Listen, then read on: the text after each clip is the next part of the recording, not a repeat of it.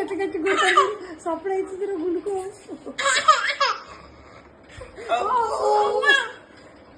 చిటికన్నా గుండు దెబ్బ తగలలేదు మనకే తగులుతుంది చిటికనా